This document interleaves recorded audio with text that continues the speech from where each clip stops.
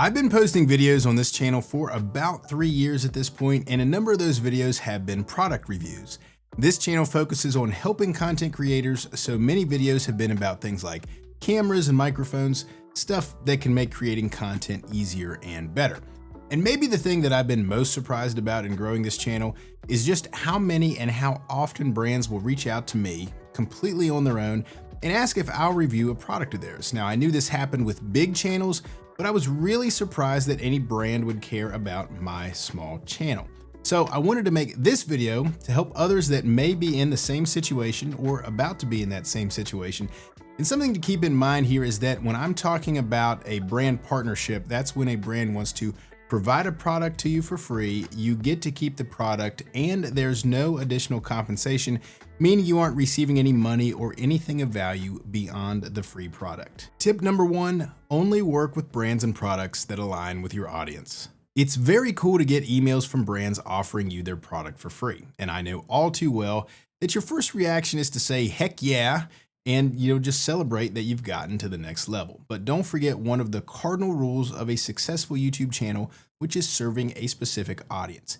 It would actually be hurtful to your channel to endorse or review something completely random that has nothing to do with your core audience, and you'd quickly lose credibility with the audience that you have built to that point.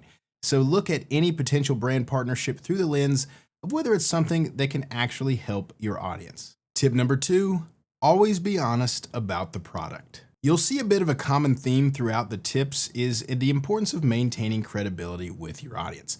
There's a saying to the effect of credibility is gained in drops but lost in buckets, meaning it takes a really long time to build it up, but it can be gone in an instant. Now, when you receive a product review, don't think going in that you're obligated to make the most glowing, positively review of all time. And you're essentially telling your audience that they'd be fools not to rush out and buy the thing immediately. The truth is that very few products are 100% amazing with no downsides, no matter what they are. So take the time and thoroughly test the product so you can understand what it does well and where it might not be so great. Now, this hasn't happened to me, but if you were testing a product and you genuinely found that it was not a good product and not something that you could recommend to your audience in good faith, I'd highly recommend reaching back out to the brand and letting them know that. You might have to return the product, so what? At least you didn't sell out for a free thing and lose credibility. In my experience, brands genuinely want your honest feedback about their products, whether that feedback is good or not so good. In fact, there are a couple videos on this channel right now where a brand sent me their product and my opinion was essentially, it's okay, but not great. And I conveyed that message tastefully in a video with perhaps higher production quality than they expected. And every single time the brand's reaction to the video was, wow, what a great video. We can't thank you enough. So be honest. Tip number 3, be upfront with the brand about your process and timeline. As you might expect, brands typically want their review video turned around pretty quickly. Now, I think that to make an honest video, you need to spend some meaningful amount of time with the product, testing it and developing your thoughts before starting the regular process of scripting out a video, deciding on a title and thumbnail, etc. And I'm sure a lot of you watching this video are like me and have a full-time job, a family, and other obligations. I find it helpful to be upfront with the brand on my timeline for potentially getting the video published, which is often 4 to 6 weeks after I receive the product.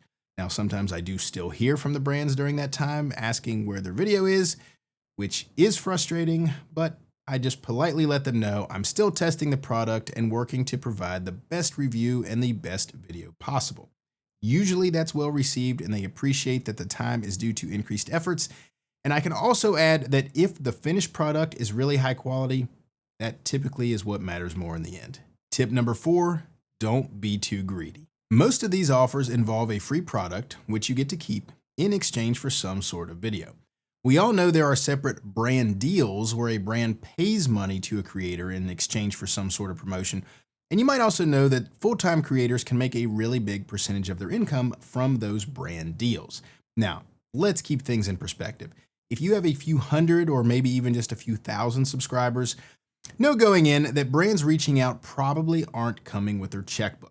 So if you have an opportunity to make friends with a brand and share a product that fits in with your audience, my recommendation is to appreciate the position you're in and not get greedy and ask for a big pile of money. In my experience, you do generally get to keep the product, so I like to think of that as a win. I also think that if you do accept money in exchange for a review, it's really important to let your audience know that at the very beginning, because you essentially have to be biased at that point. You're not going to be overly critical of the product, and I actually think that's a product highlight video instead of an actual unbiased review. Food for thought. And tip number 5, consider making an ethics statement. I'm taking this idea directly from Tom Buck, who is one of my favorite YouTubers. And if you follow this channel and don't know Tom, I highly recommend checking him out. On his website, hi-my-name-is-tom.com, he has an ethics statement that serves both for brands to know what to expect if they want to work with him, but it's also for his audience to know they can trust him. Honestly, the whole idea for this video came from me wanting to put together a written ethics statement that I can send to brands when they reach out. But frankly, I quickly realized I'd just be copying his because his hits every point exactly. Let's just look at a few of the points. My work is my own. I create and produce each video based on what I'm excited about and what I think will be relevant and helpful to my audience at that time. I do not submit previews of videos to anyone for approval or revisions, no exceptions. I do not guarantee any number of views or any amount of audience engagement on any videos.